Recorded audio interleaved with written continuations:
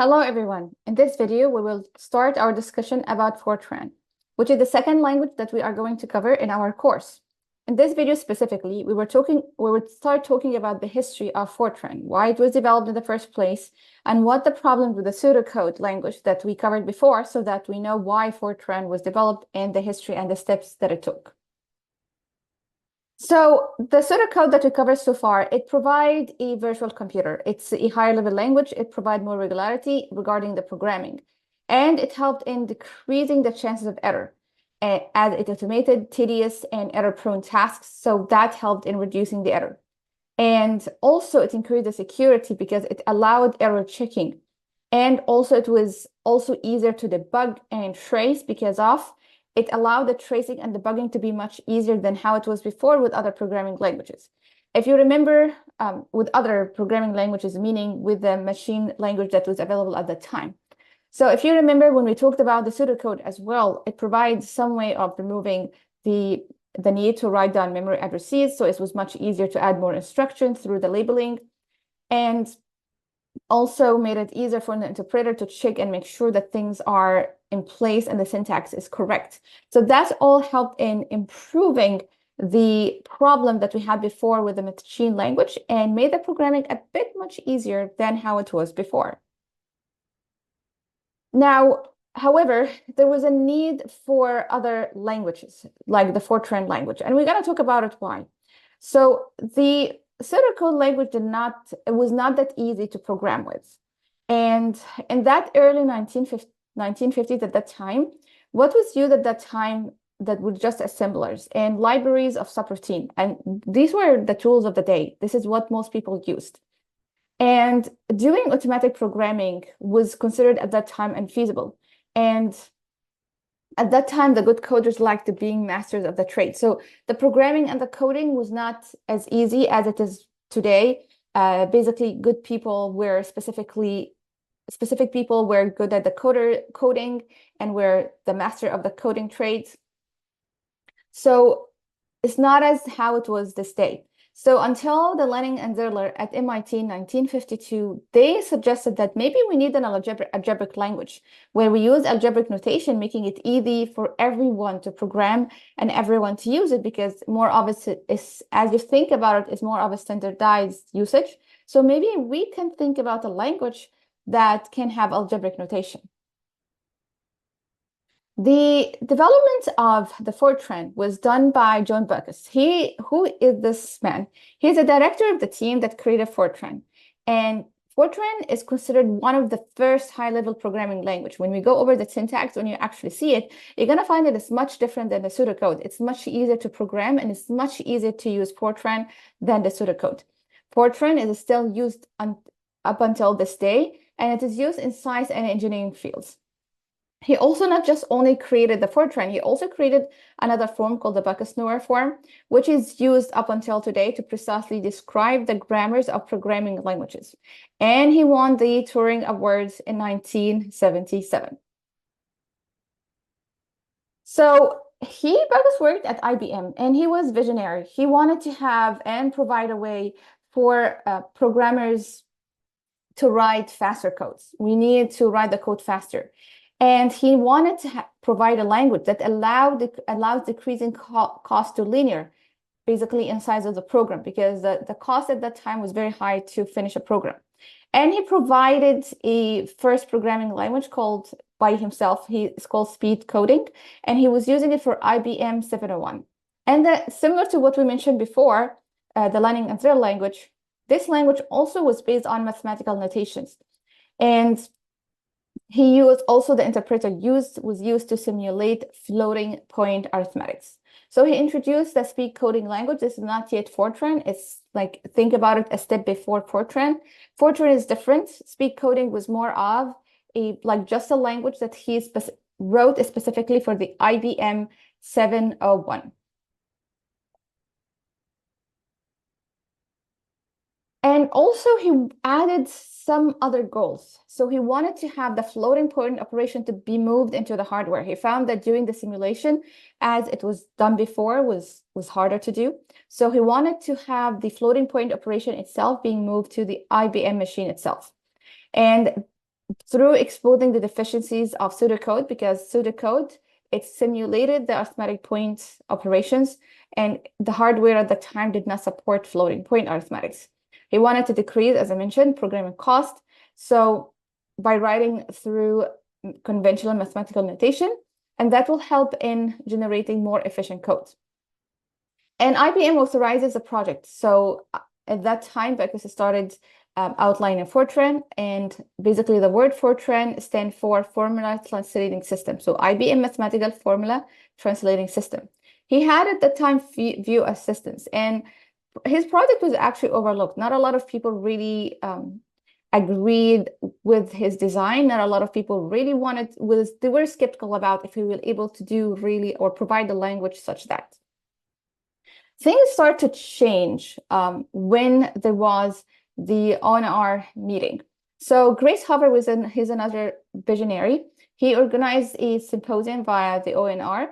And at that meeting, Bacchus meets Lanning and Zerler, where they introduced to him their idea about using mathematical notation as well for programming languages. And later in 1978, Bacchus says that, as far as we were aware, we simply made up the language as we went along.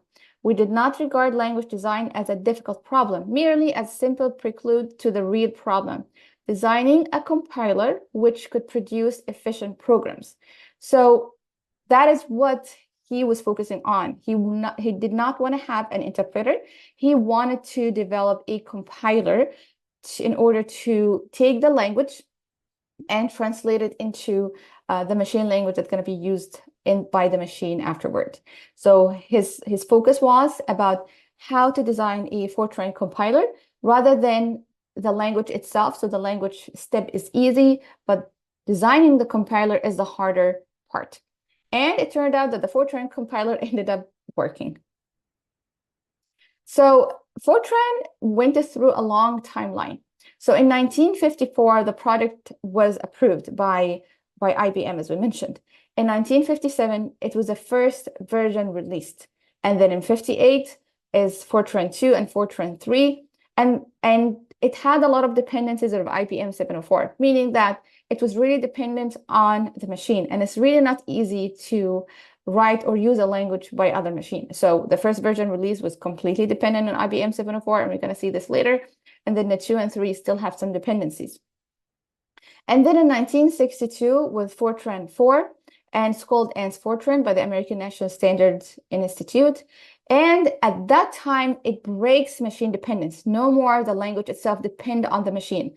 And what we mean, by the way, depending on the machine, meaning depending on the hardware itself, how the hardware looked like, how the different part of the hardware looked like. And then few implementation followed that specification. What we will look at in our, when we discuss the FORTRAN, we will actually look at the 1966 ANS FORTRAN. We're not going to look at the previous versions because the previous versions went through a lot of changes and were not more standardized. So we're going to start our discussion when we talk about FORTRAN. We will talk about FORTRAN 1966 ANS FORTRAN.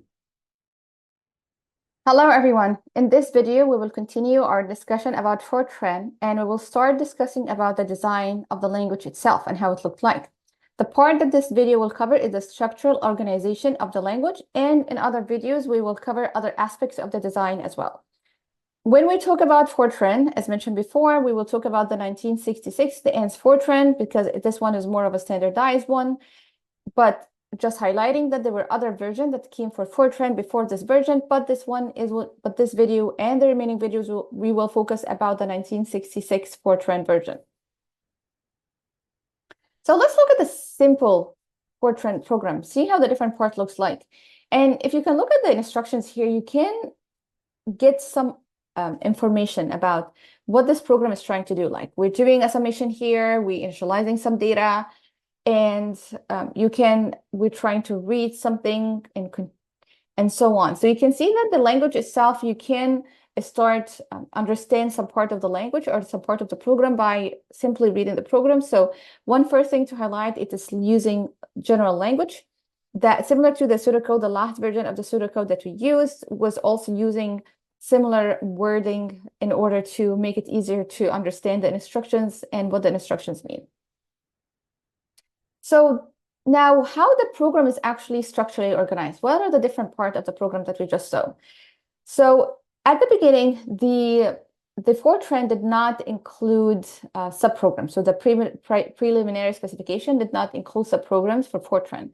But then after version 1, FORTRAN 1, they started to add subprograms to the program itself. So just highlighting that the first version of FORTRAN did not include subprograms, and later on the subprograms were added to the language. The program we have here consists of main part program, and then you have subprogram 1, subprogram 2, and so on up until N. We're going to talk about these subprograms in more details, but the main thing about the subprogram that you can communicate with a subprogram through attributes or parameters. And there are things like data blocks or common blocks that we're going to talk about later as well. But this is the main different part of the FORTRAN program. The program as well, or the FORTRAN programs as well, contain constructs. And there are two different types of constructs. There are the declarative constructs, and there are the imperative ones. And the declarative one is similar to the first part in the pseudocode, which is about the data initialization. And you think about it as declaring fact about the program and to be used at compile time. The imperative construct is the second part, which is very similar to the second part in pseudocode, which is the program itself.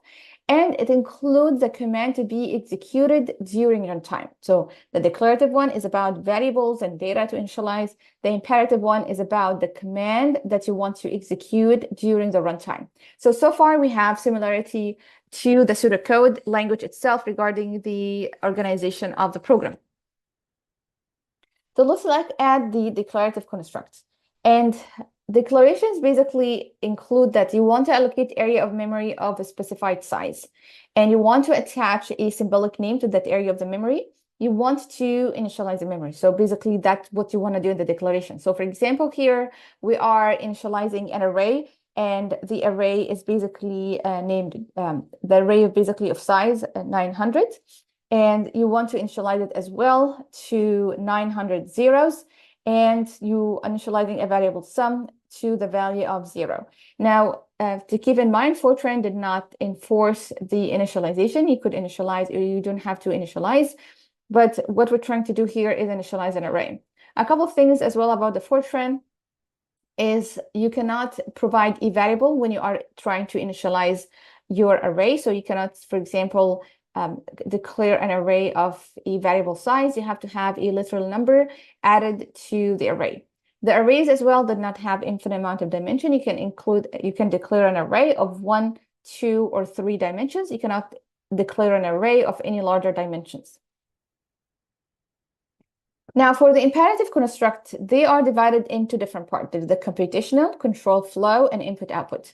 So the computational ones are like the assignment and arithmetic operation. So for example, you want to calculate the average. So you say average equal the sum over the floating n, which is the number of elements you have. So this is basically a computational statement, and you have an assignment as well happening here. So you have an arithmetic operation and an assignment statement happening here. So this is the computational one. Control flow includes comparison and includes loops. And FORTRAN included if statement, included do loop, and included go to as well. Input outputs are for reading and printing, and FORTRAN had a lot of input output statements, because of you could read or write or input and output to different types of hardware, so like tapes, drums, and other stuff. So it's not just one input and output statement. You can read or write to different types of devices. So now we want to be able to build a FORTRAN program, and we want to see how things happen in the background. Remember that we said that the harder part in FORTRAN was building the compiler itself. The programming language, designing the programming language by Bacchus, when he mentioned, was not the harder part, but more of how you can design the compiler. One of the goals of FORTRAN, making the compilation step or the running step much faster than how it was before in the pseudocode. If you remember, the pseudocode was also interpretation based. And what we mean by interpretation, it goes into one line at a time, decode the line, and execute the line. So we don't want to do that in the compilation phase. In in FORTRAN, we don't want to do step by like one instruction at a time. We want to compile the program. So in order to make it faster, we're going to throw away the interpretation, and we're going to use the following stages. So FORTRAN is going to use the following stages to build the program. It's going to use compilation, linking, loading, and execution. So compilation means that you want to translate the code into relocatable object code. Linking meaning that you want to incorporate libraries and resolve external dependencies. So you want to link the code, different part of the code together. Loading is basically meaning that the program is loaded into memory, and now it is converted from relocatable addresses to absolute format. And we're going to talk about what we mean by relocatable address or relocatable format later. And execution means now the control is turned over to the processor to execute the program. So these are the different steps now we need to build the program, which is different from interpretation. If you remember again, interpretation, you start with the first instruction, you decode it, and you try to see the different part of an instruction, try to locate what the instruction was, and then you execute the instruction, and then you go back to this next instruction, and so on. So you work with it one instruction at a time. With compiler, you don't work with one instruction and execute it separately. You try to understand or translate or work with the whole program at once. The compilation step, so if we go back here, we have compilation, linking, loading, and execution. The compilation itself by itself has 3 different phases. The first one is syntactic analysis, and you want to classify the statement, understand what the statement about, what the syntax actually mean. You want to understand the construct, and you want to extract their part. If you think about the pseudocode, this is similar to the decoding phase of the pseudocode. The second part is optimization. So FORTRAN has considerable optimization inside the compiler itself, because remember, we want to make FORTRAN faster. So, and this is the selling point for it. So they wanted to provide different optimization techniques in the compiler itself. And the third step is code synthesis, which means put together part of the object code instructions in relocatable format. And what I mean by relocatable format, meaning this is not the actual addresses or the actual location in memory. And the reason is the program itself will have different libraries that you want to link it to it, and different part of the program that it links and calls. So you want at this phase, you did not yet link, you did not yet bring the other part, you did not yet then connect together. So you don't really know the final location in the memory. And the final location for memory, if we go back here, is going actually to be done in the loading phase, where it's actually that relocatable format is transformed into an absolute format, which is the actual locations in memory that the program actually going to be is going to have before we finally have the execution phase. So in the compilation phase, we still do not have the absolute format. It's more of a relative, if you want to think about it, or something called relocatable formats. Hello, everyone. In this video, we will continue our discussion about FORTRAN design aspects. And in this video, we will talk about the control structures. And what I mean by control structure, we mean by the sentences and other part of the program that controls the movement through the program and going from one place in the program into another part. And the control structures, as I mentioned, they control the flow in the program. And one of the most important statement in FORTRAN was actually the assignment statement. And we will come to know other control structure statement that in FORTRAN introduced and used as well. So in FORTRAN, when it was first designed, it was the first generation of the program was machine dependent. So if you remember when FORTRAN was first designed, it was based on the native IBM 704. So they were designing at that time FORTRAN to be used in the IBM machines. And Bacchus at that time also assumed that he did not really imagine that FORTRAN would be used on other machines. And he thought that every machine you will have to develop a specific language for every machine that are going to be used on. And he did not expect that FORTRAN needs to be machine independent and need to be used on other machines as well. So when he designed, and his team, when they designed the language, they made the syntax very similar to the IBM 704 syntax at that time. But later on, when the newer version of FORTRAN were designed, in that case, then they removed that dependence and made it more of a general language rather than being dependent on the IBM 704 syntax. The IBM 704 branch instruction was basically the assembly language for IBM.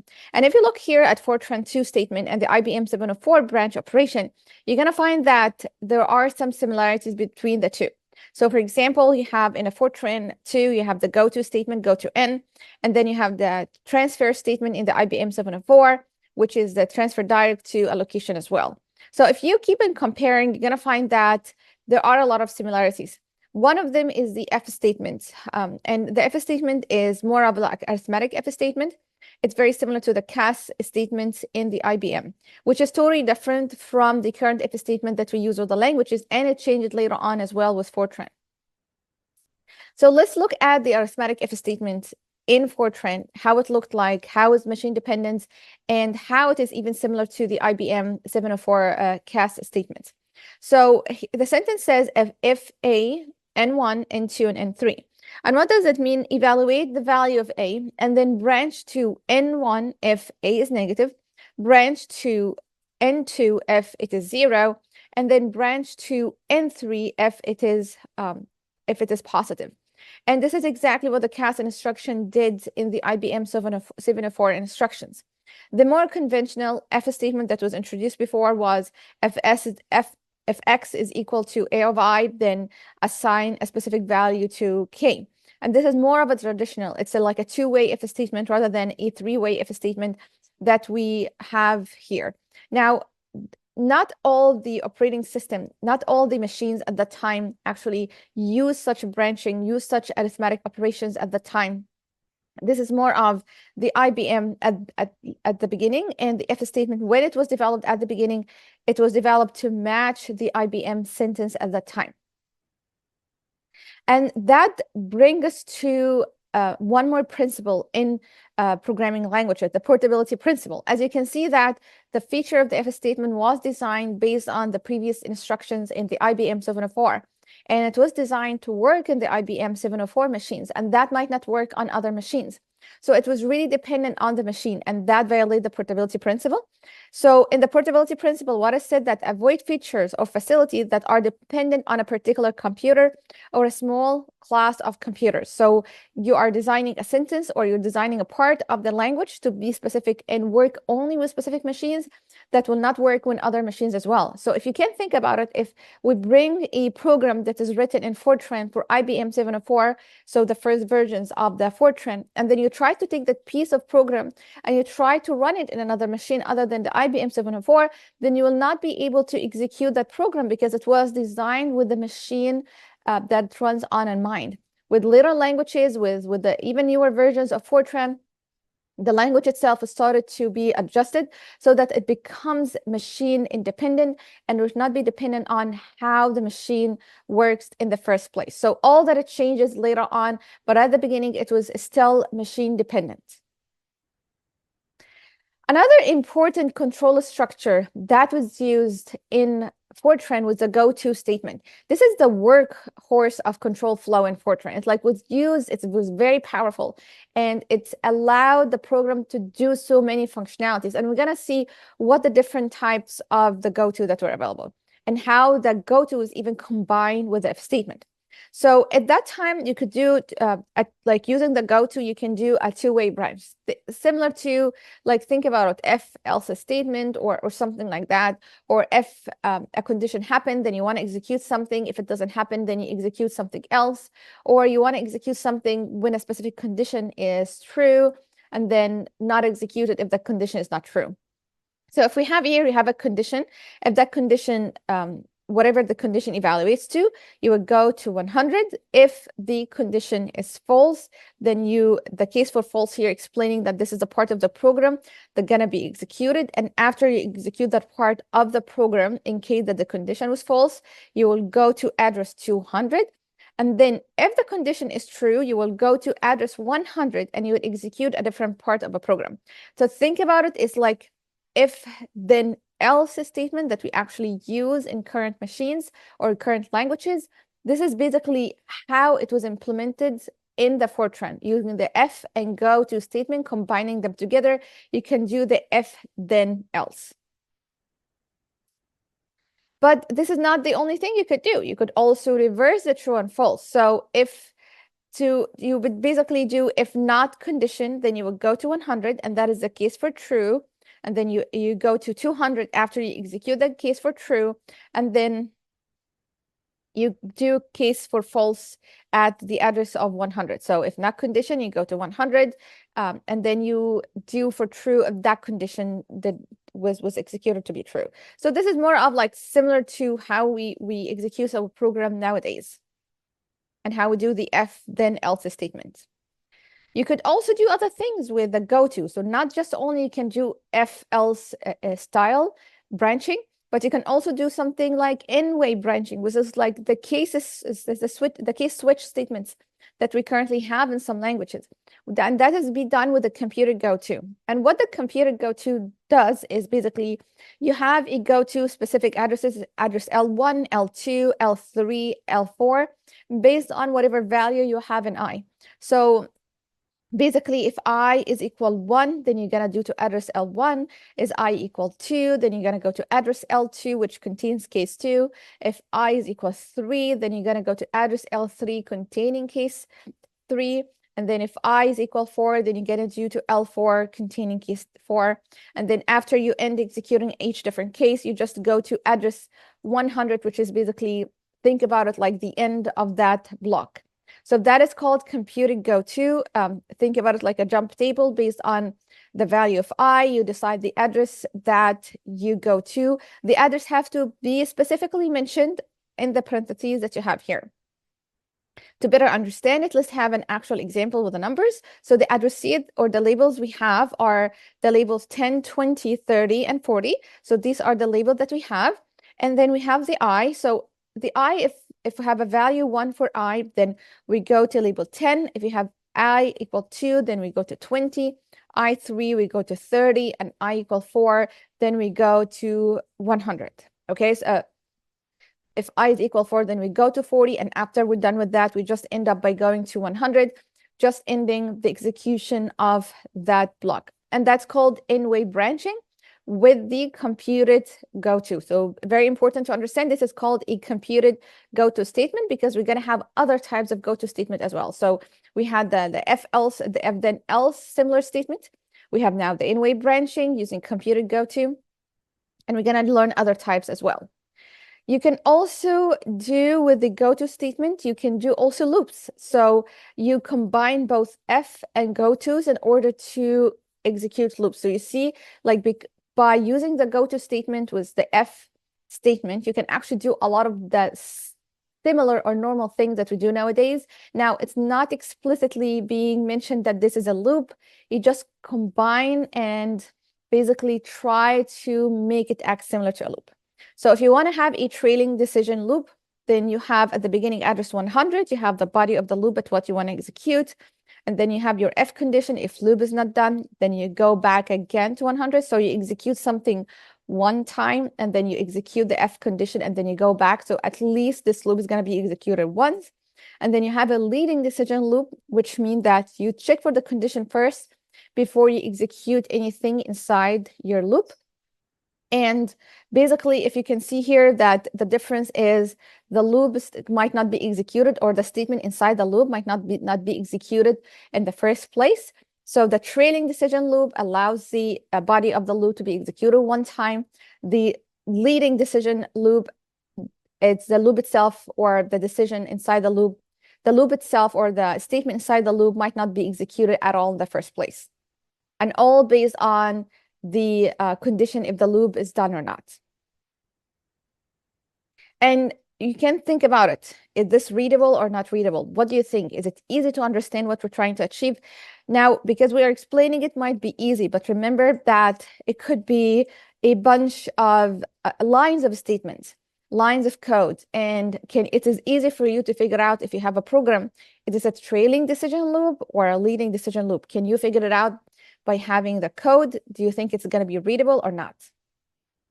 But there is also still more. It doesn't have to be leading decision or a trailing decision loop. You can even have a mid decision loop. So you execute the first half of the loop body or the statement that you want to have inside the loop. And then if the loop is done, then you go to 100. So basically you go to the end of the loop. and then you execute a second half of the loop, and then you go to 100 again to go back and execute your the whole body of the loop. So here you can see that you're making the decision in the middle. You're not making the decision at the beginning, or you're not making the decision at the end. You could be making the decision in the middle as well, using the if and the go-to statements. Now, when we have such things and you have a complete program, it makes it harder and difficult to understand what control structure is intended. They call such code where you have the go-to statement where you can jump and go anywhere in the code and do anything. It's called the spaghetti code because it's all around. It's hard to trace, and because go-to does not have a limit. Like you can go up all the way to the program at the beginning of the program. You can go all the way into the program. So there's really no limit regarding what the go-to statement can do. It is very powerful, but it's very hard to understand, and it's very hard to follow up and comprehend and read what the code is actually doing and understanding what the code is actually doing. So there must be a principle somewhere here that we need to add in order to make the program and make the programming languages easier to read and easier to understand. And that brings us to the structure principle in the programming language principle. So the static structure of a program should correspond in a simple way to the dynamic structure of the corresponding computations. Again, the static structure of the program should correspond in a simple way to the dynamic structure of the corresponding computations. Meaning that by viewing the code, you can easily understand what is going to happen and how the code is going to be executed. It should not be when you read the code and you understand it or view it in a certain way, it's going to be executed in a totally different way. So it should be mapping directly. You should be able to understand from the statements, from the code, what the code is intended to do and how it is going to be executed. And you can follow it up, you can follow it up in mind how things are actually going to work. So, since it's very powerful, it brings the question, and we can see that it's harder to read. Is a go-to statement, is it good or is it evil? Is it bad or is it good? Like how can we think about it and think about the way it works? If you think about it as good, it provides you a way of flexibility, and you can implement multiple control structures. There is really no control about what you cannot, there is no limit regarding what you can or cannot implement using the go-to. So from the perspective about flexibility, it's amazing, it's good, it provides such powerful flexibility in the language. However, it is hard to know. So when you are a programmer, you have an ideas in your mind, you want to implement things in a specific way, you want to use the go-to statement with its power and everything. But if someone is trying to read the program and trying to understand what your program is actually doing, it's hard to know what is intended to do, what the go-to is trying to do here. And it's even harder for the compiler. Remember that when we talked about FORTRAN, the FORTRAN wanted to do compilers. It didn't want to use interpreters. It wanted to make the compilers faster to compile. It wanted to create optimization at the compiler level. Now, with having the go-to harder to understand, it's making it even harder for the compiler to do any optimizations because it's very expensive to the compiler to trace a program and try to understand what the go-to is trying to do. So it even does not provide that, it takes away the power that FORTRAN wanted to introduce in the first place. And as we can see that it violates as well the structure principle. But that's not all about the go-to statement. We also have other issues that makes it harder with the go-to statement. So far we have seen the computed go-to statement. There is also another type of statement. It's called the assigned go-to statement. And you can see if you compare between both statements, you're going to find that they are very similar. So in the computed go-to statements, you go to label 1, 2, or 3 up until n based on the value of I. So you jump to label 1, 2, 3 based on if I is 1 or 2 or 3. The assigned go-to statement is different. You want to jump to address in n. So whatever address you have in n, that is the address that you jump to.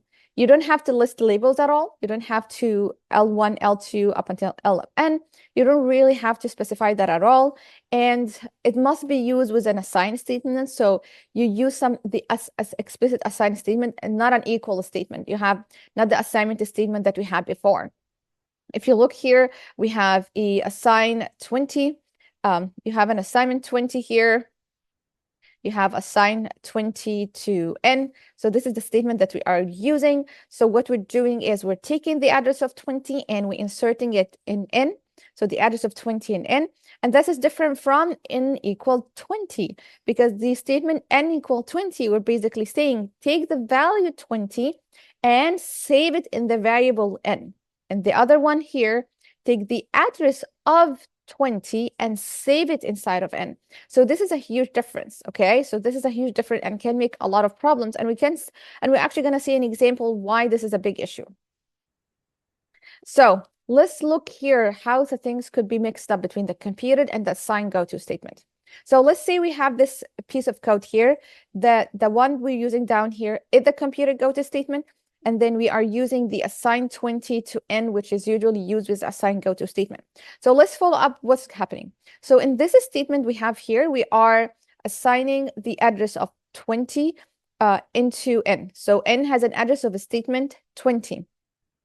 And say that this address is 347. So n now has an address 300, a value inside of it of 347. And now we have the computed goto statement here. If you remember the computed goto statement, how it works, you basically, based on the value of n, is it 1, 2, 3, you basically have your jump table. So if n is 1, you go to label 1.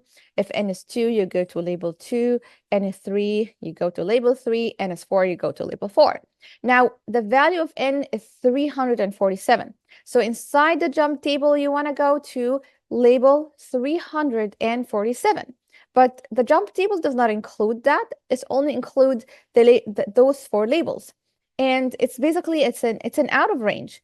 And it's a problem because now things are not behaving as it's supposed to behave. The program itself is going to behave in a way you're not expected to behave in that way. So if you think about it, oh, that should have been a computed goto instead of being an assigned goto, because you're using here the assign statement. So this should have been a computed goto statement without the assignment statement, not an assigned goto. Now let's do the opposite, which is we having an assigned goto statement that we want to use, and we are not using the assign statement that we mentioned before. So what we're doing here is we're taking the value 3 and we are saving it inside the variable I.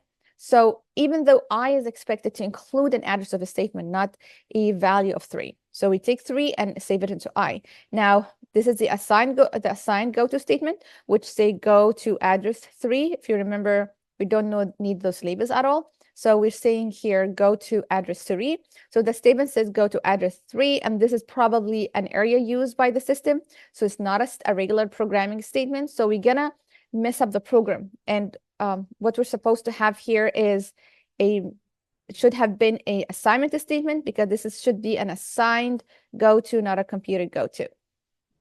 And that brings us to the next principle, which is a syntactic consistency principle, which says that things that look similar should be similar and things that look different should be different. Meaning that as we go back to the assigned goto and the computed goto, they look very similar. So you're expecting them to behave very similar, or they should not be behaving differently, even though they are behaving differently as they are right now. So since they are behaving differently, they should also look differently, and they shouldn't look very similar to each other as we can see it. Okay, so it's the best to avoid it, the form that can be converted to other forms by a very simple error.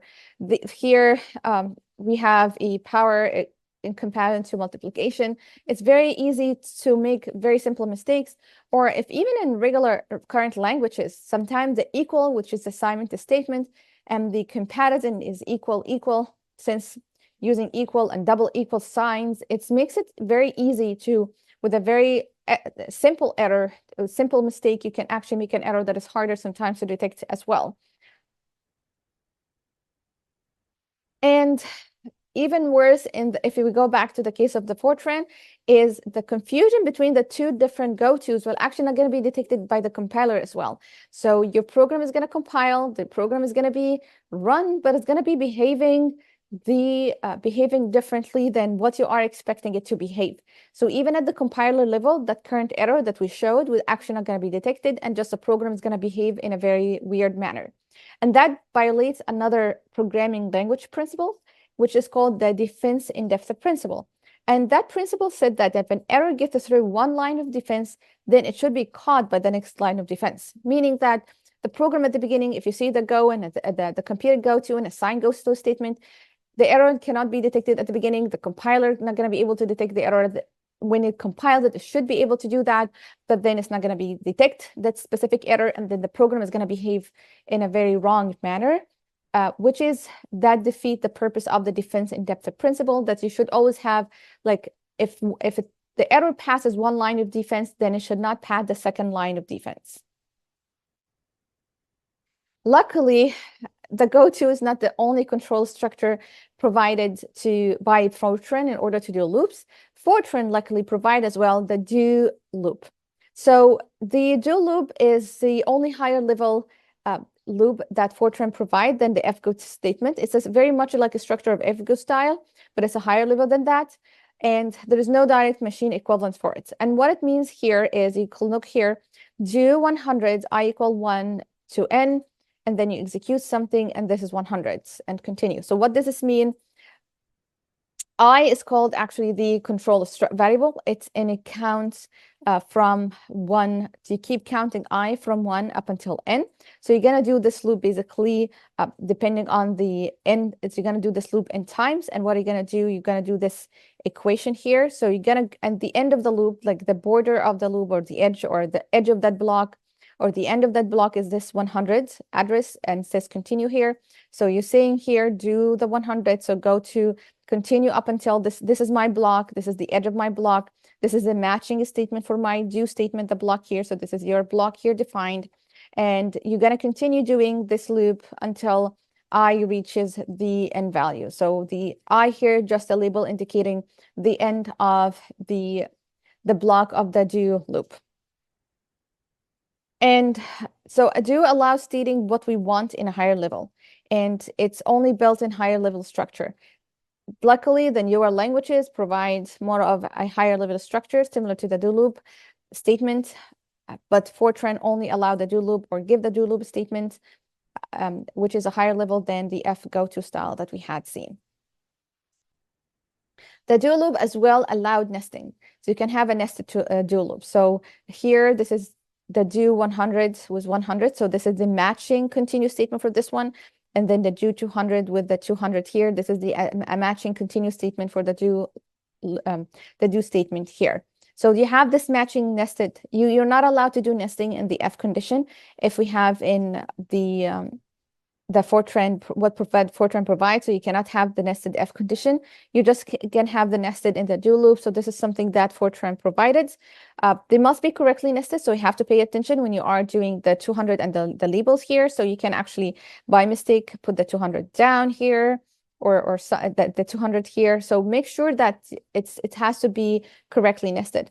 The good thing about it that it's optimized, the control variable can be stored in index register, and it allowed the compiler to do better optimization than the fgo2 statement. It was very expensive to trace the fgo2 statement and try to help the compiler optimize through it. But the do loop, because it's very structured, we know the edges, there's not many conditions with it. It made it much easier to the compiler to optimize things and make the program runs much faster. And if you think about it, we can actually have done that with the go-to statement, because the go-to statement is, we said, we're very powerful. It allows you to do multiple things. But with having the do loop, things are very straightforward. There's one thing it does, makes it much easier to the compiler to understand things. So it was very good that the FORTRAN provided the do loop. We need more of those statements and stop using the go-to statements.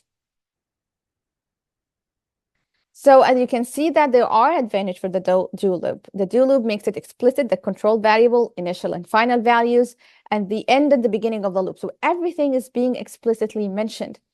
And with the f and go-to statement, the compiler actually had to figure it out, because there are multiple ways of using it. There are multiple intentions that you can use the f and go-to statement for. So it's not very easy for the compiler to understand the initial and final value, the end of the loops. So when things are explicit, makes things much easier to optimize. And that brings us to another programming language principle, the preservation of information principle. The language should allow the representation of information that the user might know and that the compiler might need. So the language itself, what it means that you should have an explicit way of representing the information that the user know about, and also makes it easier for the compiler to know that information and reach that information to need for the optimization. Going back again to the F and go to, the programmer knows that, or the user know the information that where the labels are for the go to, where the end of the go to, how far the go to will go, the F and go to will go.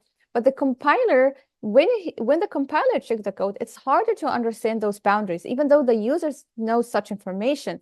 So the language itself needs to be written in a way that will allow such information and such knowledge to be able to be explicitly represented, so that it would be much easier to compile for the compiler to find such information when this information is actually needed. Hello, everyone. In this video, we will continue our discussion about FORTRAN control structures, and specifically, we will discuss subprograms. Subprograms, another name for subprograms is subroutines, which are basically user-defined functions or subroutines. And these are functions that returns a value. They can be used in expression and can be called. These were important addition to FORTRAN when FORTRAN was first designed, did not actually include subprograms. And it was a late addition to FORTRAN. It started in FORTRAN 2. Before that, FORTRAN relied upon the subroutine that were added or part of the FORTRAN library itself. It did not allow the user to define his own set of functions or his own set of subroutines that he can use it inside the program. Now, why are subprograms important? Why do we need functions? Because subprograms define procedures, abstractions. And what we mean by that, when you have a pieces of code that you keep on repeating and you keep on doing over and over again, why do we have to write it down? Why not just to wrap it in a function or a subprogram, and you call that subprogram later on so that you don't have to write the same thing over and over again, which is actually what we do when we write programs. You write your program in sets of function and you call those function to do some operation, right, rather than you writing down the same piece of code multiple times. And as I mentioned, repeated code can be abstracted and the variables more formalized, and that will allow larger programs to be modularized. So basically, the program itself is divided into subprograms and it's divided into different modules. It's much easier to call those modules, much easier to use them, especially if they are being used multiple times. And humans can only remember a few things at a time, maybe about 7, or even sometimes less than that too. So that modularity that you create in the program makes a huge difference about how the code can be used. So let's look at an example for a subprogram in FORTRAN and how they are defined. So define a subprogram in FORTRAN, you would actually use the keyword subroutine here. And the formulas here are basically just the variables that are later going to be bound to the actuals, which are the actual variables that you want to apply the function on. You specify here the name of the function as well, and this is basically the body of the function. If you need return, then you basically return a value. At the end here, specify the end of the function. Now, if you want to call the subroutine, what you would do, you would use the call keyword, and then you specify the name of the function or the subroutine that you want to call, and you give it the actual values or the actual parameters that you want to send to that subprogram specifically. So let's have an actual example here so that you can understand how this looks like. So we have a function here, dest here. It takes three variables or 3 parameters, takes d, x, and y, and what it calculate the distance. So it subtracts y from x and then calculate the d. If the d is basically less than 0, then d equal minus negative d. So basically, if x is less than y or something like that, so you wouldn't have a negative distance. And then you return, and then return at the end of the function, and then you end the function. When you call it, you actually give it the actual variables that you have, the difference, which is the variable that you're going to use later, and then you give it position X and you give it position Y. So those variables, the actuals, are going to be bound to the formula that you have right here. Now, subroutines bring us to a very important principle in FORTRAN, or an important principle used in FORTRAN. It's an important programming language principle, which is the abstraction principle, which is a word requiring something to be stated more than once, factor out the recurring pattern. And that's what the subprograms and the subroutines provide to us.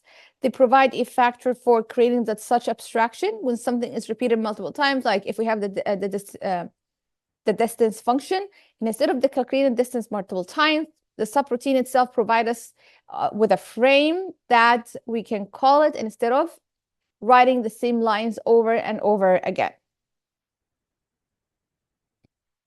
Other advantages of having subprograms, that subprograms actually encourage libraries, that you can now have libraries of subprograms. Yes, FORTRAN has its own libraries, but now programmers can create their own libraries. And another important thing, the subprograms are independent of each other, because you can have a specific subprogram, you can make sure that it's working, you have it, you make sure that it's correct, and then you can use it later. And they can be as well compiled separately, so you can run them separately. You can make sure that there are no errors with them. They can be reused later, so maybe programmer 1 write down the subprogram, someone else can take the subprogram and use it.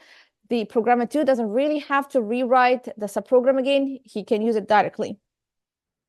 And that will help you in maintaining a library of already debugged and compiled useful subprograms. Think about it nowadays when you use Python or C++ or any other language. They have their own built-in libraries of well-defined functions, but the users can as well add their own functions and create libraries. And if you find online now, you're going to find a lot of also libraries available that you can actually use with whatever language you are using. So it makes it, the existence of such libraries, the existence of having to write subprogram result in having libraries that allows you to make things much easier. Just imagine that if you don't have a GUI library, what would have you done? Like writing down the functionality from scratch, it's a lot of work, and you are spending a lot of time writing something that might contain error and stuff like that. So when we have libraries that people build, people make sure that they are correct, and you go ahead and use them, it makes things much easier, much productive as well. Now, the important question is, now we have the functions, we have the subprograms, how we can pass parameters to those subprograms. So in FORTRAN, when it takes the parameters, it has 3 different types of parameters. You can have parameters act as inputs, which is having, like, it bring values that, like, for example, going back to the distance function or the distance subprogram, you have the X and Y, the position X and Y, they act as input. These are the input. And then you have the output parameters, which are the one that are going to contain the results, similar to the D parameter. This is the one that will hold the result of the distance subtraction. And you can have parameters that act as both as well, input, output. So they can be both, they act both as input and output. When you have a parameter that acts as an output, you need to have the address so that you can write to the actual address, so the value itself can be changed. In FORTRAN, what type of parameters that usually it is used? It treats the parameters as being input and output. So you can actually, meaning that when you even have a parameter that is actually coming into the subprogram as input, you can actually edit the value of that input. So basically, all parameters act as input and output, and you are allowed to modify them as much as you want. So going back to the example here, those variables we have here, the parameters we have here, D, X, and Y. This is the output parameter. This should be input, and this should be input as well. But in FORTRAN, all the parameters act as input and output, so you can always modify all of them. So what we have seen right now is called a pass by reference. And the pass by reference is help you in case you want to write into a variable. So when you pass by reference, you're actually passing the address of the variable. You're not passing the value. So when you have the address inside the memory, you can always go ahead and modify the value that is stored inside that address inside the memory. Now, what is the advantage of having a pass by reference? The advantage that it's much larger, it's much faster for larger data constructs. So because you don't have to do copying of the values, you're actually having the address, so you give it the address directly, you modify it directly, so it's much faster. And it allows you to have output parameters. Now, the disadvantage of that is the addresses has to be dereferenced, not by programmers, still an additional operation. Values can be modified by subprogram. What if you have a variable or a parameter that you don't want to modify the value inside of it? Now, that's an issue because having passed by reference, they can actually be modified. You don't have control over that. And you need to pass the size for data construct as well. Also, there are some dangerous side effects too. So what if a parameter that you passed to the function is actually not a variable? So let's say that we have a subroutine switch that take a parameter n, and then it switched that parameter to the having value of 3, and then ends. Now, when we're calling this function, we actually send it a letter value, which the letter 2. Now, FORTRAN has a letter table indicating the value associated with that. So, which is similar to the pseudocode, what we have before. So when we actually do this, what is happening is it's actually going to change the value associated with the letter 2. So it could change it to 3. And you actually messed up the table. So you can say I equal 2 plus 2, it end up being 6 rather than being 4. So, and that also brings us to violation of the security principle, because you see now the danger of allowing pass by reference, how it could affect and mess up like the literal table that we have here. So returning back to the security principle, no program that violates the definition of the language or its own intent structure should escape detection. And unfortunately, how FORTRAN have it right now, or have it in our example here, actually will escape detection. You're not going to be able to detect such a program, such a problem, and then you suddenly will have a result that don't make sense. So we have to see that unless passed by reference being controlled somehow, you can have issues and things might be messed up in the memory. The other option is to pass by value result, which is instead of sending by reference having the address, then instead we do a copy for the values. It's also called copy and restore because of the copying that happens. So instead of pass by reference, copy the value of the actual parameters into the former parameters. So these are two different variables with two different location addresses in memory. You just copy the value from the actual into the formal. And upon return, you copy the new values back to the actual. So you never ever have the actuals. You don't have the actual address inside the subroutine itself. So you don't have access, or you cannot mess up the variables themselves. And both operations the copying and restoring are done. Operations are done by the caller. So they can know not to copy meaningless results. And actual was basically the actual was actually a constant or expression, so we don't need it. And callee never has access to the caller's variables. And what we mean by that, when you call the function, when you call the subroutine inside of it don't have access to the actuals that you send to the function. Now, this is a way that FORTRAN handles the variables, or the parameters. Does FORTRAN use pass by value, given that we see the disadvantage sometimes by pass by reference? No, FORTRAN is a pass by reference, and they just use pass by reference.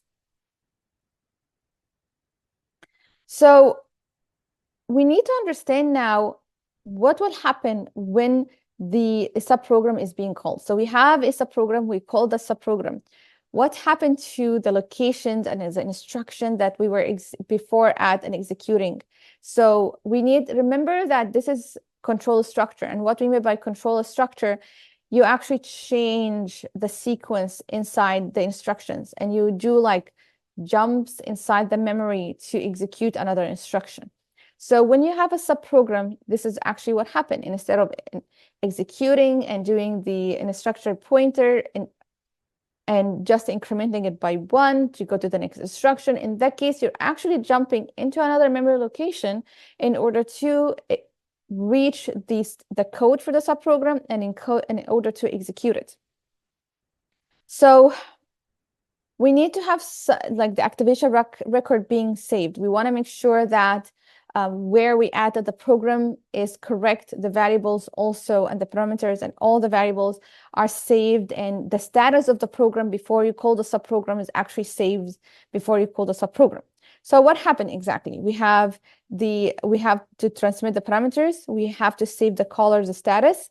We enter the subprogram. We restore caller's state afterwards and return to the caller. So when you think about the sequence of action that we need to do in order to save the status of the caller program before we enter the subprogram, and then restore back the status of the caller program when we return back from the subprogram. So we have to keep those things. We have to always execute these operations when we go into the subprogram. So it's not just we change the instruction pointer, we directly go into the subprogram and that's it.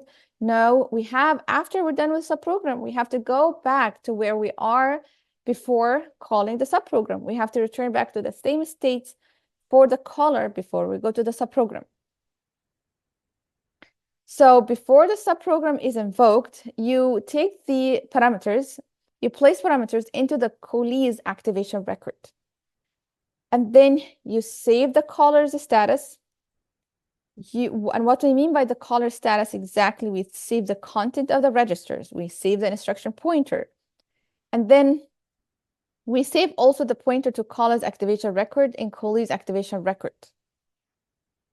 We go into the subprogram, and then we go ahead and execute it. So that's the first part. This is what we do when we go ahead in order to execute the subprogram.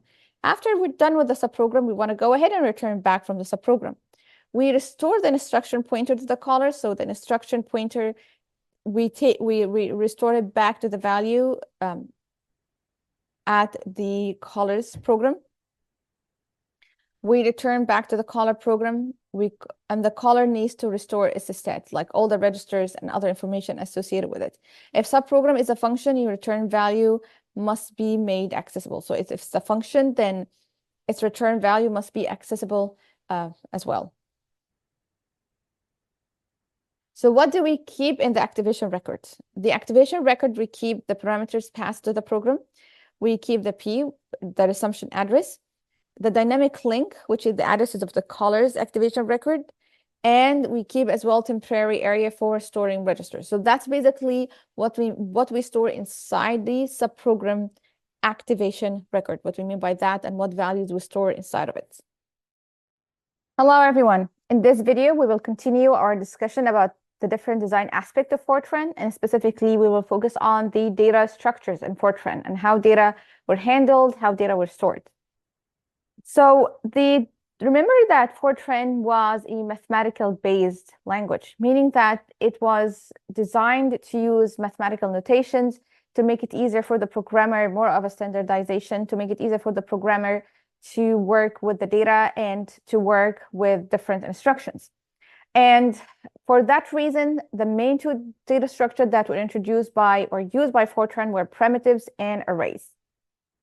So primitives are scalars only. And why we call them primitives? Because they are very simple, not complex data structures that more complex data structure are going to be built upon. So that's why they are called primitive data structures.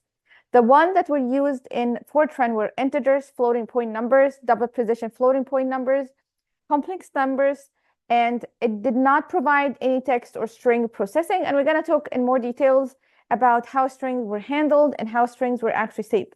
But these more of the general ones that were used by FORTRAN. Now, how actually those data types were actually represented inside the memory in FORTRAN. At that time, machines were word-oriented. They handle addresses and everything using words. and mostly commonly used the size of the word with 32 bits. So that is more related to how the machines were before. So for that reason, also the representation of the different data types was also based on words, was also word oriented. So the integers were represented as 32 bits with 1 bit for the sign and 31 bits for the number itself. Floating points, how we can store floating point numbers, we basically, the scientific notation was used. So you had the normalized significant part and you had the exponent part when you store the floating point numbers. So how do we perform arithmetic operations? If you have two integer numbers and it's just straightforward and you can perform with that. However, what if we have two numbers that we want to add, like 2 and a floating, which is an integer, and 3.1, which is a floating point number? Remember that FORTRAN wanted to use regular operation that mathematicians were able to use. So for example, in regular numbers, when you do similar very simple operations, you can basically add floating point numbers to integer numbers. There is basically no distinction when we actually work with numbers. So FORTRAN wanted to have the same behavior as well. They don't want to have this distinction. Oh, this is a floating point number. You cannot add it to an integer. You should be able to add two numbers together, whether the numbers were integers or the numbers were floating point and integers. So how do we handle this situation? The first version of in FORTRAN was actually based on doing an explicit typecasting. So you would typecast the number 2 and you change it to become float. So now 2 is becoming float, and you can go ahead and add two floating numbers together. And that typecasting is also called coercion. So you would know the name and if it comes to you, or if you see that word somewhere. And the FORTRAN also, what they did is also called operator overloading, that the same operator can do multiple operations. Now, why do we have to say this explicitly? Why do we have that? So that how it handle the numbers, how to do the operation, and then later on, actually, instead of doing the typecasting explicitly, it was even done implicitly. So we need to know what the operators actually do and what type of operations actually perform. And you're going to find that other languages later on, they provide the ability to do operator overloading. It's a very common term in Java. Other languages as well provide that, but they use a different term for operator overloading rather than using the term operator overloading itself. So it had automatic type coercion afterwards. It's done implicitly. Now, when you have integer plus floating addition, then this is basically a float addition, not an integer addition. If you have float and double operation, then it's a double operation, not a floating operation. If you have integer and complex, then basically have a complex subtraction. So if you look at the numbers, it's basically converting the subtype into more of the general type that it is part of. You don't do the opposite. You do not try to typecast float into integer. That you do the opposite. You typecast integer into float, because if you don't do that, then you will basically lose information about the data that you have. So let's have this example about the operation and how we can handle it, okay? So since we have two numbers here, 1 and 3, those two numbers, so what we want to do is we want to get x to the power 1/3. Now, 1 and 3 are both of them are integers. So if we treat the numbers as they are, then 1 divided by 3 is going to be 0. However, if we change 3 to be 3.0, then the operation, this is a floating point division. So 1 divided by 3.0 is going to be 0.333. So you see that it's very important to know the type of the numbers and what you're actually trying to perform. Otherwise, you can lose some information. You might not get the result that you're expecting. And by the way, this issue is not just only for FORTRAN, it was other languages as well. If you look in C++, if you're doing such an operation, 1 divided by 3, it will be considered as integer division. So it's going to get a 0. If you want to get a fraction, then basically you have to specify that this is a floating point number rather than being in integer division. So how about then strings? If you see that we have numbers and everything. So to handle strings, there is a concept of Holyer's constant. And it was the early form of character strings in FORTRAN. They have a lot of limitations. They were not as regular strings that we actually use them right now. And how you define a how to use the whole earth constants and how to define character strings in Fortran. What you do here, you specify the, let's highlight it. What you do here is specify the number of characters. You have 6, and then you have the letter H here. You're basically saying that this is a 6-character string, and that is our string, Carmel here. So this is our string. Okay, so H is for the Holy Earth constant. Oh, wow. Okay, and then again here you have 4 for the word, the string you have here only, and the H is again referring to the constant, so it's not part of the word, and this is a 4-character string that we have. As you can see that the strings at that time, they were second-class citizens. You cannot do any operations on them at all. They can be read into an integer variable, which cannot and should not be altered. So they were treated similar to integers, how regarding storing them. You cannot do string operations similar to how we do it right now. The problem is if they are loaded into integers, if they are treated as integers, then basically they can be altered, okay? Which makes no sense at the end because they were strings and they were characters, and if they altered, they might turn out to be not the word or the string that you actually were trying to store. And there was no type checking done on them, so they can be altered. It changed it into something that what they were not supposed to be, and you don't have any mechanism in Fortran to type check and make sure that this is a string and should not be altered and should not be treated as an integer. So this was a problem related to how Fortran used to store them and how Fortran used to treat them that resulted in this whole issue about the strings. Now that we have our primitive types, now it's time to go into more complex data structures that use the primitive types. The one that we have here and was used as well by Fortran is the array. And what do you mean by an array being a constructor? The word constructor itself referred to is a method to build complex data structures from primitive ones. So it's a way of building complex data structures from primitive ones. And the only complex or constructor that Fortran had was arrays. That was the only thing that it had. And as we mentioned before, initialization for arrays for Fortran was not required. And the maximum, they have a limitation on the maximum of dimension at that time. At most, you can have an array with 3 dimensions. You cannot have any further dimensions for the arrays in Fortran. And as you can see, other languages went beyond that, and you can actually have more than 3 dimensions in Fortran and other languages. Other limitations as well in the arrays in Fortran that you have to explicitly specify the size of the array with a number. So you have to specify the size of an array with a number. You cannot really use a variable in order to specify the size of the array. You have to explicitly specify the size of the array at the beginning when you are declaring your array. How they are represented inside the memory and how they are stored is a very simple representation. The table you can see here is a simple representation for a 2D array and how it's handled. And at that time in Fortran, it's really did it as a column major order. And what we mean by that, the first address we have is we're going to include if we have an array A. So the first address we have, which is address A, is going to contain the elements of array location 1 and 1.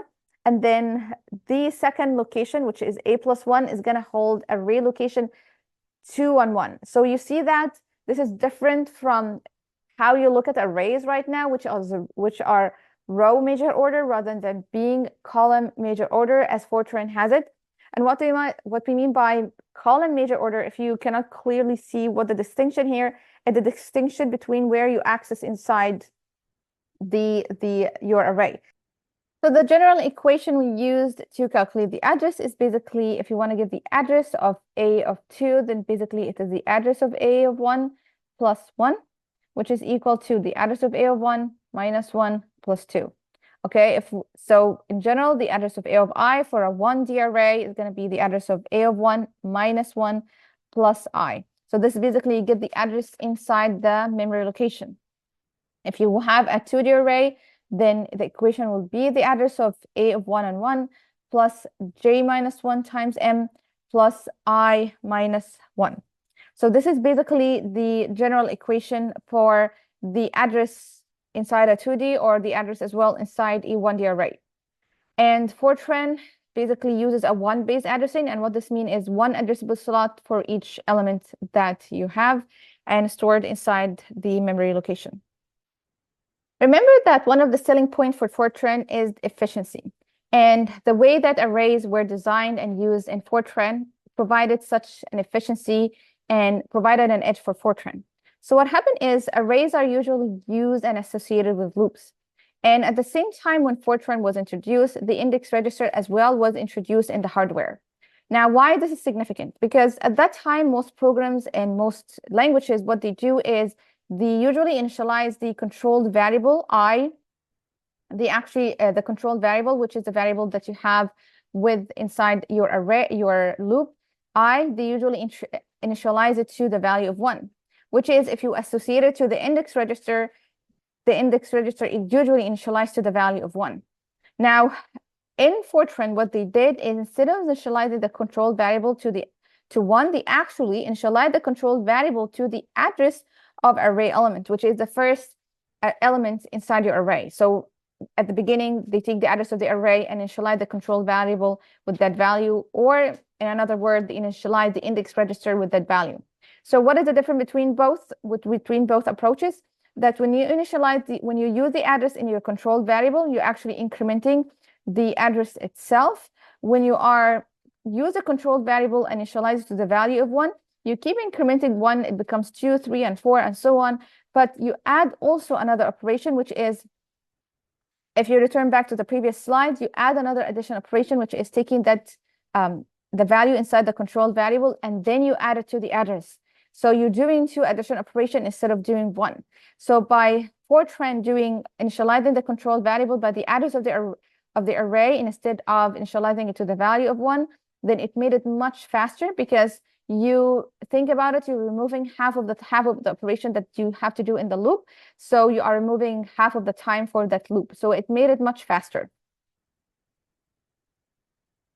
One more issue we have with the arrays in FORTRAN as well is the subscripts.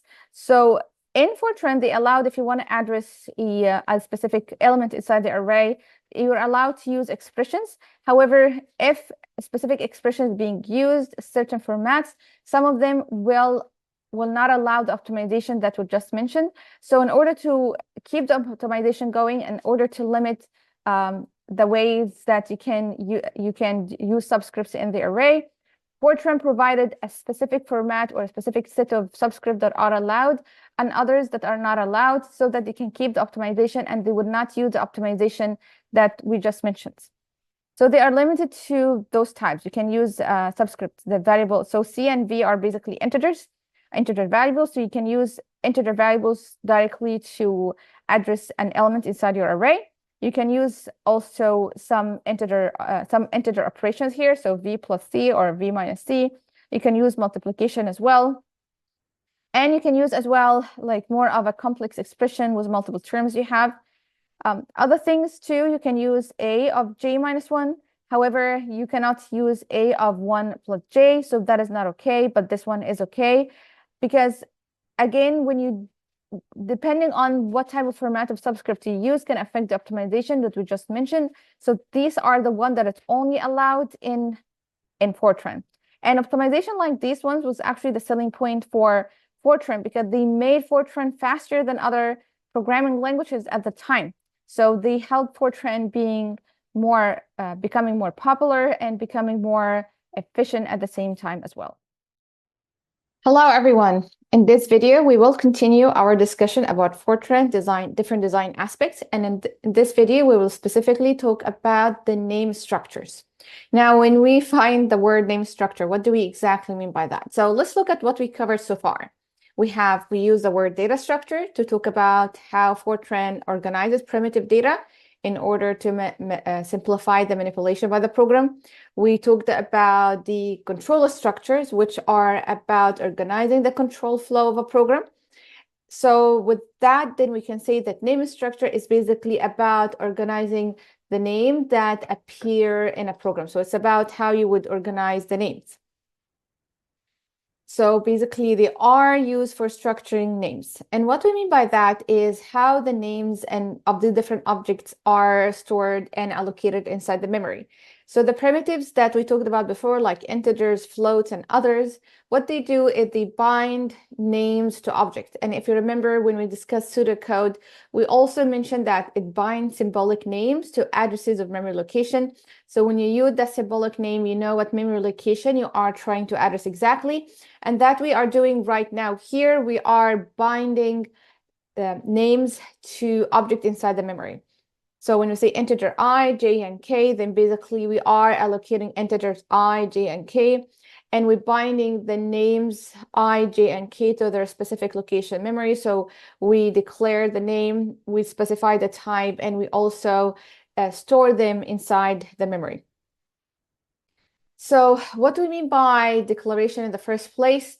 Declarations are non-executable statements. And we mean by non-executable means that they provide information for the compilers and other pre-execution processors of the program. So it's not executing, it's not like executing, it's not like the F and go to statement that we have, that we are covered before. So for example, the type in the declaration integer is used to determine the amount of storage that must be allocated for the variable.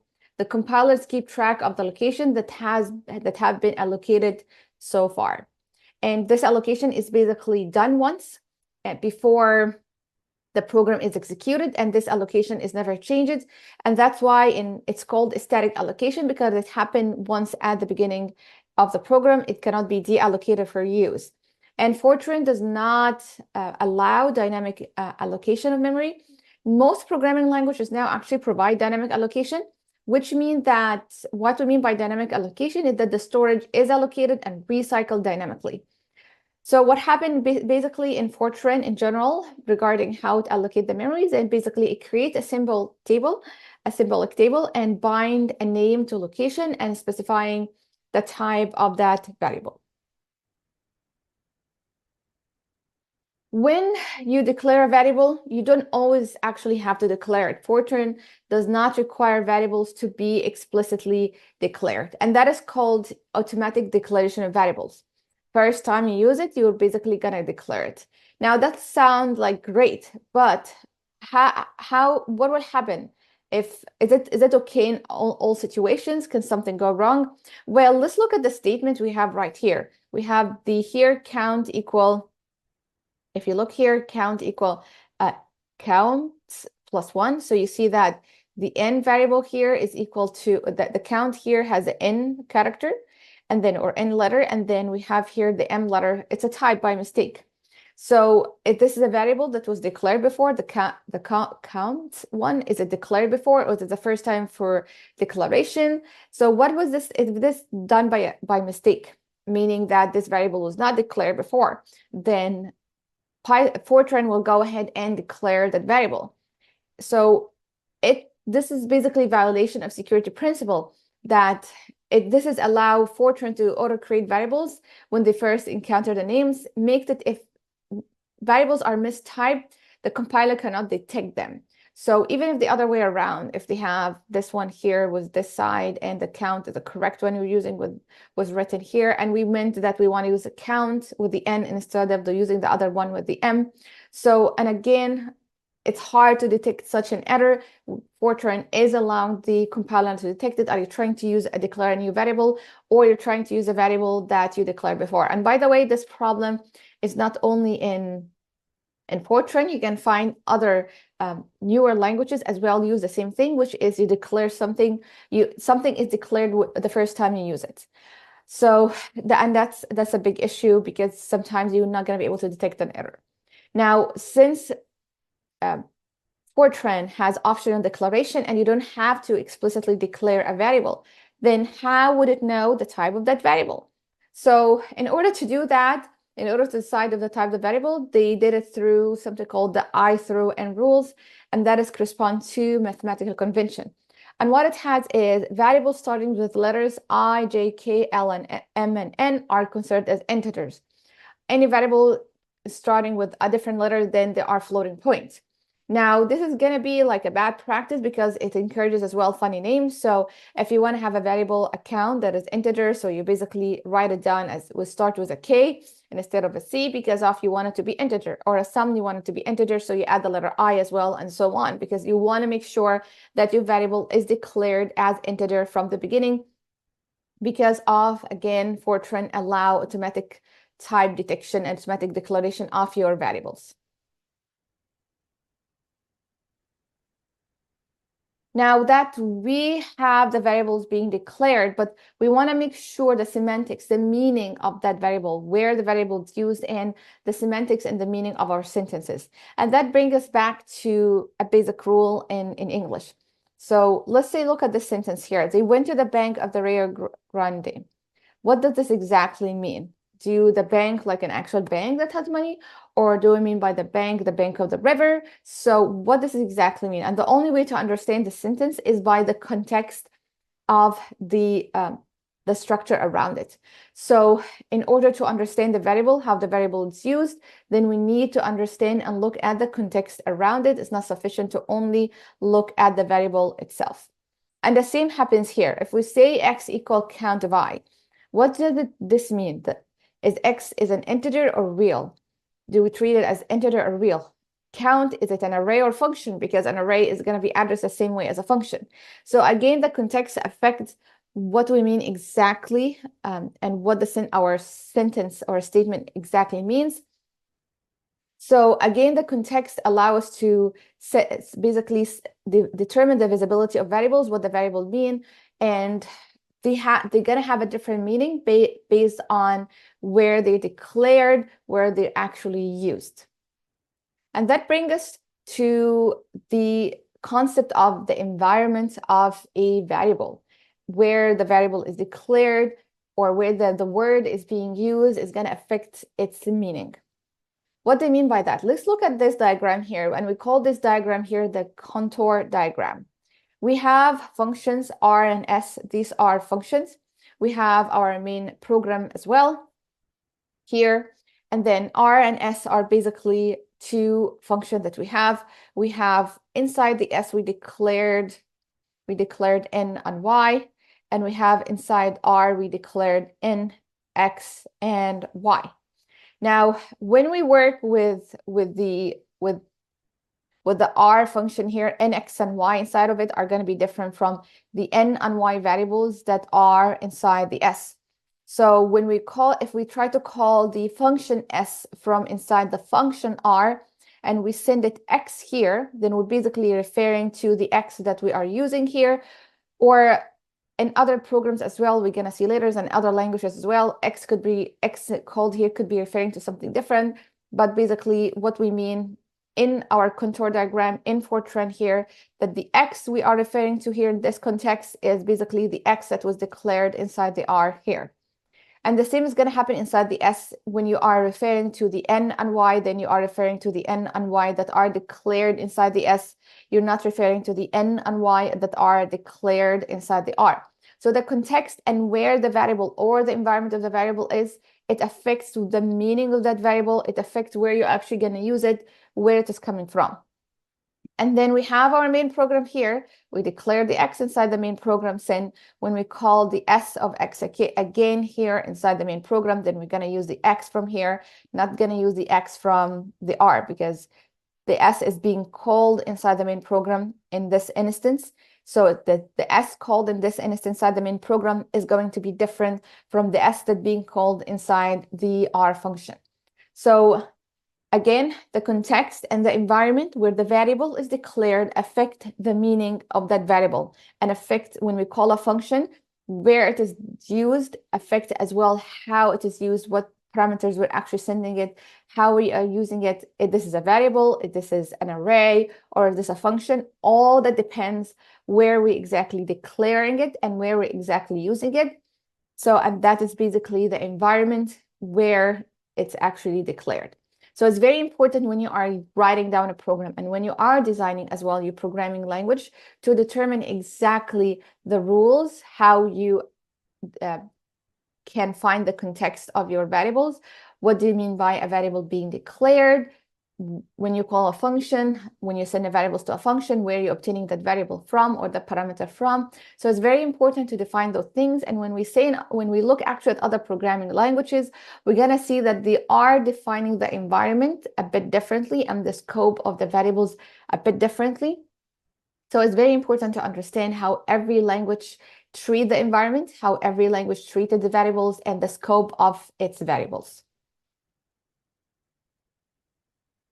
Now, once we know exactly where we're going to call the parameters, we're going to send our parameter to the function, we're going to obtain our parameters from. We have now our subprograms where we send them the parameters. We need to find a way inside a programming language to decide how to share the data. So far, when we talked about the subprograms, we talked about how they behave. We talked about how to send them parameters. We just talked about the context and what parameters exactly we are sending to the function. So we talked about the environment around it.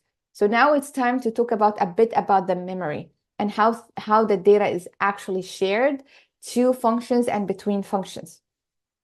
So when we say about parameters, we know that there are two ways to pass the parameters. We can have either pass by reference or we have pass by value result. And what we mean by that the caller copies the value of the actual to formal variable.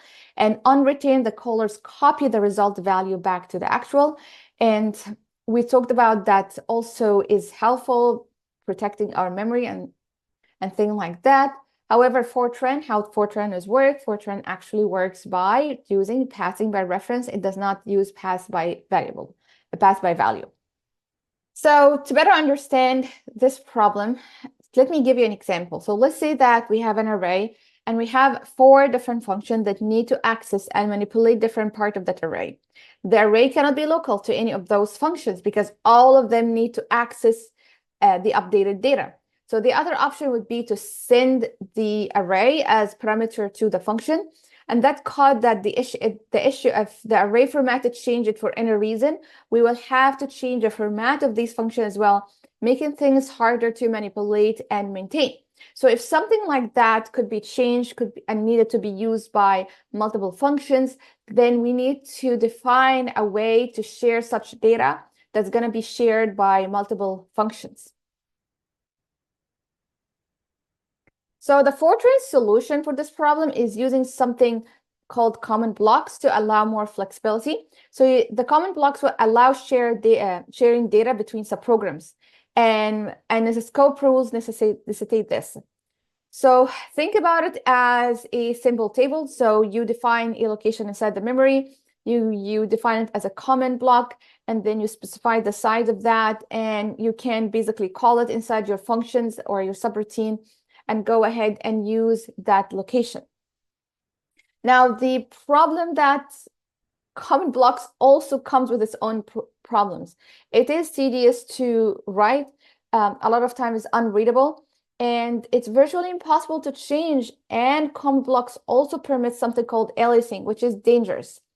So basically, if 2 subprograms declare that they are using the same block, but each subprogram defines the common block differently, FORTRAN does not prevent it, and each subprogram can assume different data can be stored in the same block with different types. And that is causing a huge issue because the same block, it's a common, so both functions can use it, but each one can declare it with a different type.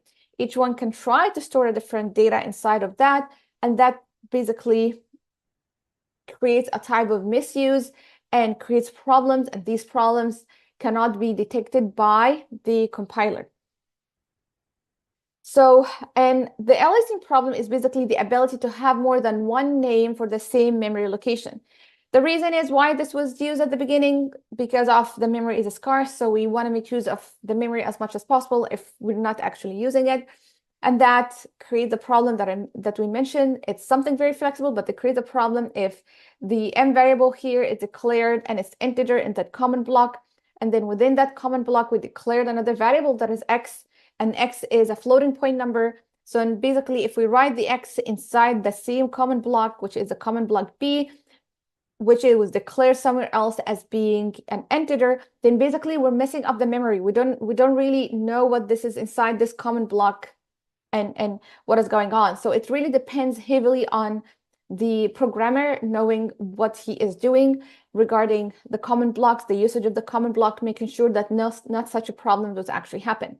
We can see that the common blocks now comes with its own issue, and we'll see later on that other languages found solution for the common blocks. So this is basically what happened. Another way is for aliasing is called FORTRAN support, another statement called equivalence. So since dynamic memory allocation is not supported and the memory is scarred, then we have also the equivalence statement. And it's another way similar to aliasing. And what it does is alias two arrays to the same memory location. So it creates two array to the same memory location. And that also can have its own issues, similar to the problem that the common block has. And it only can be used when usage of end data and result do not overlap. And it allows access to different data types, similar to what the common blocks did. And again, that's going to cause the same issues similar to the common blocks. So it really depends heavily on the programmer having awareness about how he's using the data, how he is accessing the data, making sure not two different types being accessed and entered at the same memory block, causing the memory to be like gibberish and the data store doesn't make any sense to any of the different functions. Another design aspect that we would like to discuss about FORTRAN as well is the syntactic structures of the language. And what do I mean by that? So any language is defined by its lexics and syntax. The lexics is basically the way to combine the characters to form word or symbols. For example, if you want to declare an identifier, you basically say that your identifier begins with a letter and then it's followed by no more than 5 letters or digits. So that's basically the lexics of the language. The syntax is basically a way to combine the symbols into meaningful instructions. So you want to combine the different words, the symbols you have to generate at the end a meaningful structure. When we have a syntactic analysis, it means it combines actually both things together, the lexical analyzer as a scanner and basically syntactic analyzer as a parser. So usually the word syntax is basically used for the lexics and the syntax of the language. So how do we actually define our symbols and find them inside our statements and do the analysis for our statements? So with FORTRAN, we need to understand first that FORTRAN still based on its card-oriented system. So it's basically we're using punch cards similar to the pseudocode that we covered before. The rule is you have 1 instructions per card, and you have particular columns that have a specific meaning. So if a statement does not entirely fit on one card, it can also be continued onto the following card. The card itself, how it is divided was the specific column 1 to 5 is a statement number, 6 is the continuation. And then from 7 to up until 72 is basically the statement, the actual statement you have. It can be a free format. And what we mean by that, it doesn't have to be punched in a specific columns. So remember that it have a specific column format. Other languages that we cover later, this whole format about the columns was removed later on. One other feature about FORTRAN and how it handled its syntax is that it ignored blanks. Meaning, if you look at the sentences we have here, the dimension in data is exactly similar as if you add spaces, blanks between each letter and the other one, or you remove totally any spaces. The 3 statements are exactly treated the same, which you can see that lexing and parsing such a language is going to be very difficult and actually can cause a lot of problems. So let's see what could be a possible problem about that. So let's look at the sentences we have here. We have do 20i equal 1.100, and then a second statement, do 20i equal 1 to 100, and then do 20i equal 1 to 1.100. What do we exactly have here? So the first statement, how it is written, the way it is done, is basically an assignment statement and assign a variable 1.100 to the variable do 20i. So remove the space. So the first one and the third one are exactly the same. What about if you were trying to do a do loop that is like the statement we have now in the middle? So the only way to know that this is a do loop is basically by having the comma, and that is the only way differentiating between a do loop statement and declaring a variable, because Fortran ignored any blanks. So what if you actually made a mistake? What you actually, instead of typing the comma, you actually added the space, the dots. So by default, Fortran will not going to be able to detect such an error, and will just assume that you are trying to declare a variable with the name do20i, and will just declare that variable and assign the value 1.1 into that variable. So you see, it's very easy to make mistakes, and it's very hard to the compiler to detect such mistakes. And that's all because Fortran decided to ignore blanks and not treat blanks. Also, another issue with Fortran syntax, that the language itself, developer, they decided not to have any reserved keywords. So for example, if you have a variable with the name, if you have the F condition you can create a variable with the same name. You can create a variable with the name F. So you can create an array here with size 100 with the name F. So if you have two lines here, fi minus 1 equal 1, 2, 3, and then fi minus 1 1, 2, 3.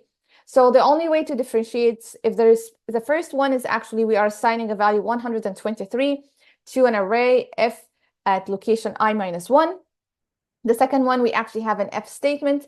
So you see that the only way for the compiler to understand what you were trying to achieve here, by going to the comma, or by saying the assignment operator, by saying the equal sign. So it's very hard to parse such a language by not having reserved keywords. The newer language that came afterwards actually added that reserved keyword. So nowadays you cannot use certain specific keywords like the F keyword and other keywords as well, like the def keyword. So specific keyword, you cannot be using it. They are reserved for the language itself to use for specific situations and specific locations.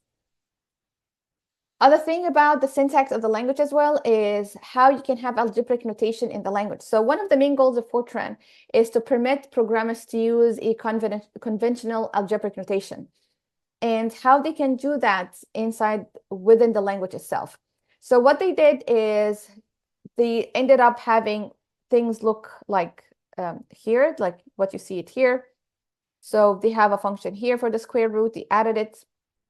There's like powering, and this is multiplication, and this they added here division. So you can see that it's very good. It's very good compared to what we have before in the pseudocode. So it's very close to what's similar, like very close to algebraic notation that people use it in their regular lives. So, but keep in mind that we need to decide how to parse and execute this statement, which operation we need to do before the other operation. So we always have to include parentheses to define the order of operation of such a statement. And we also have to define how to execute it, which operation should be executed and done before the other operation. And that means that operators need precedence. We need to define which operator needs to be executed before the other one. So the rule is exponentiation will be done first, and then multiplication and division, and then addition and subtraction. And operations on the same level are associated to the left. So you read left and then to the right. The unary operators as well, you have to define how to use it. Maybe use parentheses to define how you actually want to force it. So every operator you have actually to define its order. So in order to be executed, the statement being the mathematical statement be executed correctly. So that is basically a quick overview about the syntax for the Fortran language, how it handles the different statements, and things that you are allowed to do and things you are not allowed to do. Hello, everyone. In this video, we will summarize Fortran. Now, this is our last video in the series of our videos about the Fortran language. So let's quickly summarize the basic features that we learned so far about the language itself and the things that we want to highlight, so that when we move our discussion about the next generation of programming languages, we can see and highlight the differences that happen afterwards. So in Fortran, the characteristic of Fortran that structures were basically based on the structures of the computers of the early 1960s. So it was heavily dependent. They looked at what the computers, how the computer were designed, and they mainly made a lot of the statement, a lot of the commands that we have based on how things were at that time. We know that also conditional instructions and FORTRAN were not nested, so nesting was not allowed in conditional instructions. You saw as well that the goto was a very like a power horse inside FORTRAN. We saw as well the issues and the problem that came with goto. FORTRAN was heavily dependent upon the goto statement. We weren't able to have recursive procedures. You cannot have recursive procedures at all. That was not permitted in the language, but it was permitted in other languages afterwards. We also saw that you only can have a one parameter passing mode, which is a pass by reference. You cannot have a pass by value. So by default, FORTRAN was a pass by reference language. The data structure that we saw provided so far was patterned also after the layout of the memory of the computers available around 1960. So things were heavily dependent upon that. So, and that resulted in having a the programs itself were programmed and were basically very much machine dependent. We saw as well that with FORTRAN, there was no dynamic memory management. You only have a static memory, which was later changed with other languages. You can have actually dynamic memory allocation. We saw as well that syntactic structures in FORTRAN was characterized by a card-oriented linear arrangement of a statement pattern after, and that was very similar to the assembly language because of, again, we work by card. So they have the vision of the hardware in mind when we are decided to arrange the syntax and arrange everything. So you see that in a nutshell and to summarize, FORTRAN was, even though they tried to make it machine independent, but when it's its first design and its early versions of the FORTRAN was really up until the 1960s was really heavily dependent upon the machine, and that resulted in the programs that were designed was not that much machine independent. There were certain constraints also done in the language, like recursion, like only pass by reference with its own issues. So FORTRAN itself, even though it was a big jump from what we had before, it was a big change, and it's still used up until this day. At that time, there were a lot of issues with FORTRAN, and that led to the development of a next generation of languages that try to solve the issues of FORTRAN. And our next discussion will be about that. We will move into how those issues were solved, how those issues were addressed in the neural languages.